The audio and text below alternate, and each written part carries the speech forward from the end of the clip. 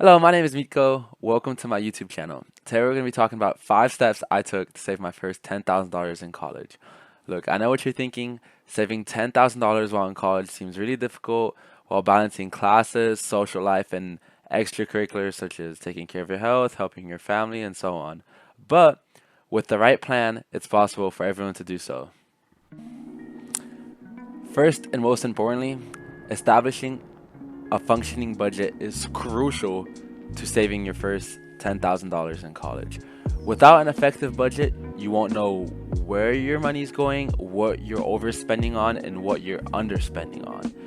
I personally like to use an Excel spreadsheet, which I'll leave a link to below in the description so you could make a copy of it and use it yourself, where I track every single dollar I spend on utilities, rent, eating out, groceries, entertainment, and business expenses. Now, with your budget, I also really encourage to build financial goals. For example, my financial goal is to save about 30% of my income if possible, right? So, in order to do so, it helps to have the budget where I can look back on the previous month of data, where I can see what I overspent on and where I can cut it down to make it more efficient. Another thing that's super important to factor into this, when your goal is to save $10,000, it may seem very challenging and hard at first, but it's important to break it down into smaller, more consistent goals so you could build momentum. Let's say instead of thinking of $10,000, you could think of maybe $200 a month or $50 a week. When you break it down into smaller, bite sized chunks, it becomes easier to give yourself momentum and the strength to keep pushing through. The second step is living below your means. Now, this is something I struggled a lot in my freshman year because, I first got to college. I wanted to experience it all. I had friends that I made who were going out, who were partying, who were eating out all the time, and doing these expensive things and seeing everyone on their stories posting going to the nice restaurants and all that. What I really recommend is to try to cut down on these excessive want expenses, right? So this is where things such as cooking versus eating out come into the picture. When you cook at home, not only do you save money, you can also make sure you're eating cleaner. You choose the ingredients you put in your food, so therefore the food you eat will be cleaner. Next, another great example of this is having roommates. A lot of people want to live by themselves, but you have to realize you're not playing for the short term, you're playing for the long term. By having roommates during college, it would allow you to save upwards of $300-400 a month, which over 4 years can be the make or break difference of whether you achieve your goal of $10,000, right? And the final thing I like to add to here is using YouTube as a resource and trying to DIY things. For example, as I've gone more into cars, I have a Honda Accord, which I've started doing some basic maintenance on myself. Recently, I passed over 100,000 miles. So I am changing the transmission fluid, I'm changing the coolant fluid, I'm doing my oil changes. And by doing these things, not only am I learning a new skill, I'm also being able to save a couple extra dollars here and there, which right now might not make the biggest impact, but over the long term will lead to me having a lot more money for the future. The third step is to use your time effectively. Now, what I mean by this is when you're not doing schoolwork or in class or spending time with your friends or working out and taking care of your health, you should try to pick up a part time job or even develop a side hustle. If you have skills, maybe you're good at drawing, maybe you're good at designing graphics, use that to your advantage. Offer these services and try to make money that you can save. Or if you don't have any skills that you think are specifically profitable right now, work a part time job. Not only will you be able to increase your income, you'll also be able to meet new people, grow your network, and possibly develop other skills.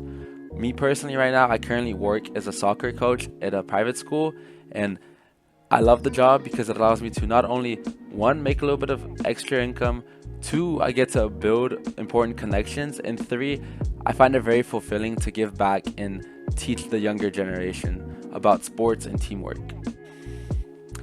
Step 4 is avoiding the biggest college mistake, which is overindulging in FOMO spending. This can include going to clubs, bars, overly expensive vacations, eating out daily. Now, I assure you, you'll see some of your friends doing this all the time. That's their choice. You're here because you want to do better. And I'm not saying to never do any of these things, I'm saying to do it in moderation. If you go out every weekend and you spend $100 on bars and drinks, that's $100 that you could have been putting towards your savings to achieve your goal of saving $10,000, right? And I'm not saying to never have fun. There's different ways you can find fun and have events with your friends. One such thing could be hosting a potluck, right? You invite a lot of your friends over, you guys can all cook and bring a dish, and if you want to drink, you can all bring drinks as well, right? And another example, let's say you really enjoy going out and you want to go out with your friends this weekend, but you're also conscious of your spending and you don't want to overspend so you can keep growing that savings. Something you can do, leave your credit card at home or set a certain budget. Let's say maybe it's $20, so it's like one drink that you're willing to spend without breaking the bank and ruining your future savings. Step 5 is minimizing your debt and using your student discounts. Debt is the number one crusher of your savings. You can't save money if you have to keep paying interest on your debt. So while we're young, obviously we've been told to build our credit score. The best way to do this is just taking your recurring expenses that you know you can afford and paying them off in full every single billing cycle. If you can't do that, stay away from credit cards for now until you build better financial habits. Now, if you need to take student debt, take as little as you need to cover your expenses, and you can even try to chip away at it while you're in college. Now, when it comes to student discounts, this is one thing a lot of people get wrong.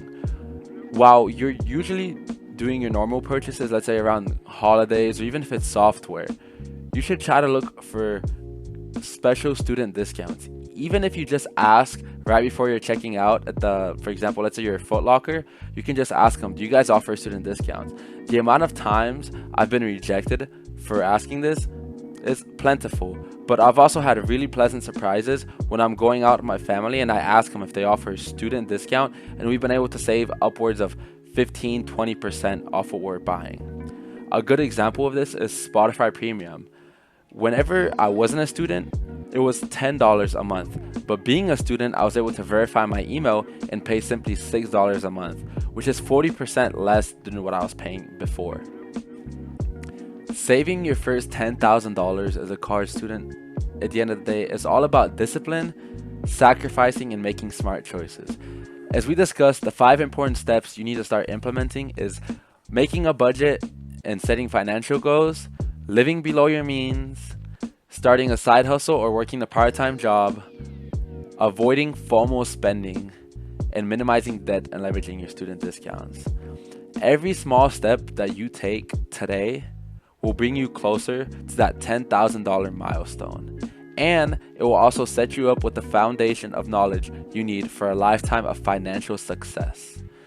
If you found any of this helpful, please drop a like and subscribe for more content on saving, investing, and building wealth as a young adult. Let me know in the comments what's your biggest savings challenge. Thank you and peace out.